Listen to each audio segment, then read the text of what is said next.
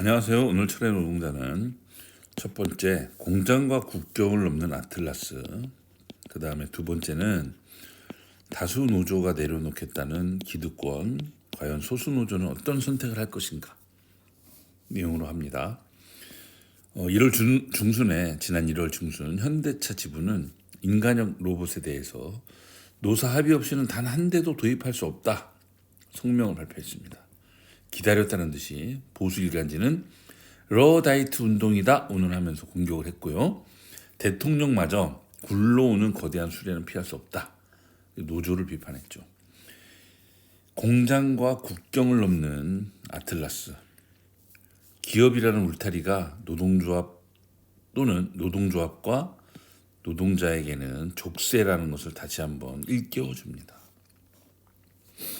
만도 역시 3세 승계를 앞두고 얇은 공장으로 향하고 있다. 경영진들은 오직 3세 승계 자체에 이제 관심이 가죠. 노동조합은 그 수단과 방법은 무엇이냐? 이것은 과연 정당하냐? 이런 것들을 얘기할 수밖에 없다. 그런 쪽에 우리는 관심을 갖고 보자. 그래서 우리는 지난 철의 노동자 14-5 2월 4일에서 제조 공장도 없다. 기능직도 없어서 노동조합도 없다. 이것이 바로 3세 승계 방향이 아니겠느냐. 클레모브 물론 노조가 있습니다. 노조가 3개로 돼 있죠. 만도와 유사합니다. 근데 만도 자회사 앤 로보틱스가 있죠. 여기는 결국 이런 방향으로 모아지는 것 아닐까 하는 겁니다. 우리가 주목하는 또 하나는 로봇 액추에이터입니다. 이건 이제 그 관절, 로봇 관절에 들어가는 모타 형식, 모타를 기본으로 해서 작동하는 것인데요. 이 사업을 하고 있죠. 애초에는 판교 연구개발센터에서 관할하다가 MDS 직할로 재편됐습니다. 이걸 보면 판교 역시도 재편 가능성이 보인다 이렇게 보입니다. 이처럼 세상은 빠르게 변합니다. 그럼에도 불구하고 노동조합은 오히려 그 역설적으로 느림과 꾸준함 이것이 무기라는 것을 다시 한번 깨닫습니다. 현대차 로봇 계열사 보스턴 다이내믹스가 지난 7일 백덤블링하는 영상을 보여줬죠. 아주 깜짝 놀란 일이었는데요. 이로써 2028년 현지 공장 투입 논란이 아마 더욱 거세질 것이다 이렇게 보여집니다. 미국에서 생산해서 미국 공장에 먼저 투입하겠다는 거죠. 이러면 국내 공장에서 수출하는 물량에 타격을 줄 것이다. 이것이 예상이고요. 이런 것들이 완성차로부터 부품사까지도 영향을 미칠 것이다 라고 보는 겁니다.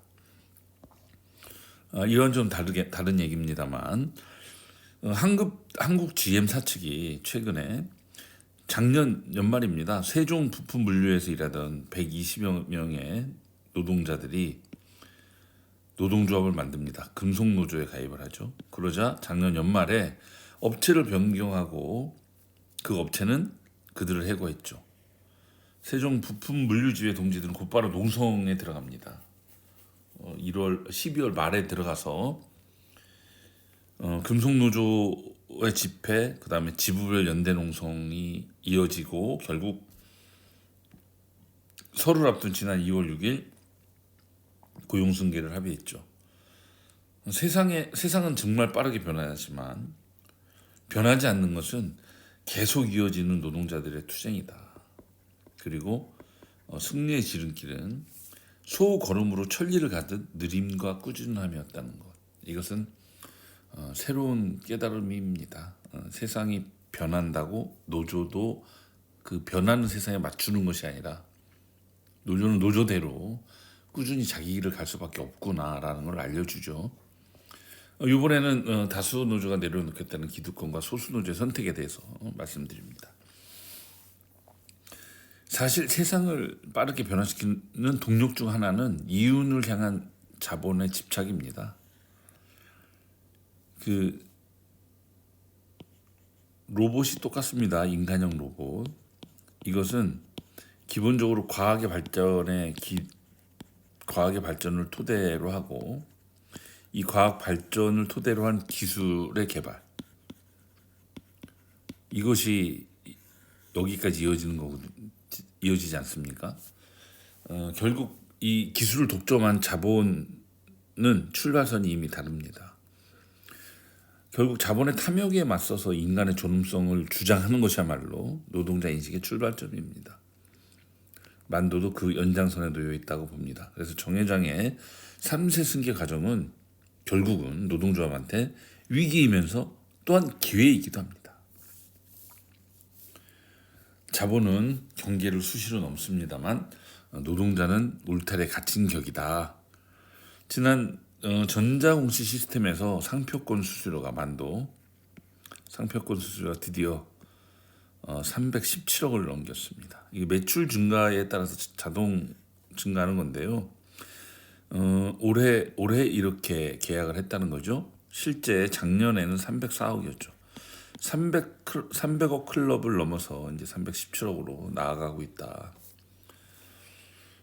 결국 이런 변화는 이윤에 반영하는 이 자본의 생존 전략이다. 그래서 만도 역시 그냥 자동차 부품에서 이제는 자율주행과 로봇 사업으로 확장되고 있다. 그래서 또한 3세 승계의 방향성을 분명히 드러낸다고 보는 겁니다. 현재 액추에이터는 브로제에서 샘플 생산하는 것으로 알려졌는데 확인이 좀 필요하죠. 2028년에는 북미 양산을 계획이라고 합니다. 똑같습니다. 이게 지금 현대차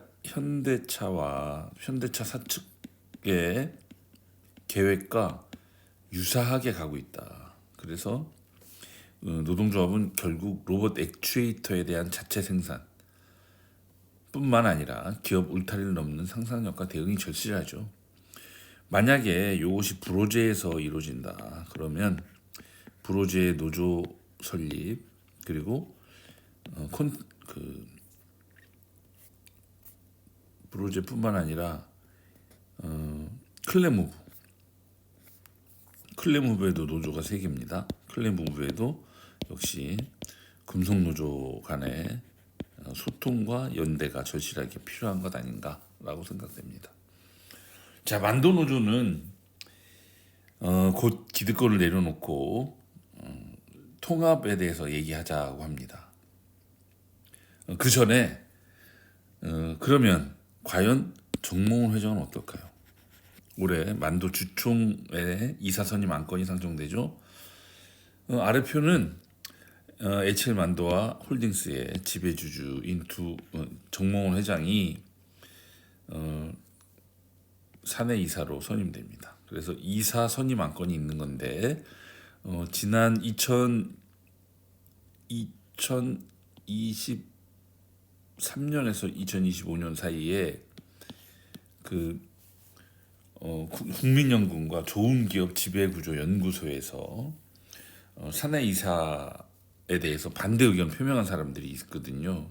근데 요번에 바로 임기가 다 돼 갔기 때문에 그때의 반대 사유를 다시 한번 돌이켜 보는 겁니다. HL 만도는 기업 가치가 훼손되고 홀딩스는 이해상충 우려가 있다. 요것이 이제 만도가 지주회사에 우회 지원되는 것들이 있기 때문에 그렇습니다.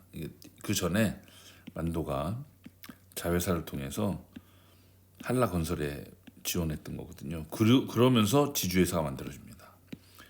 순환 출자를 해소하기 위해서. 이때 당시에 이 소송까지 휘말렸죠. 근데 최근에 HL홀딩스가 또 소송에 휘말렸습니다.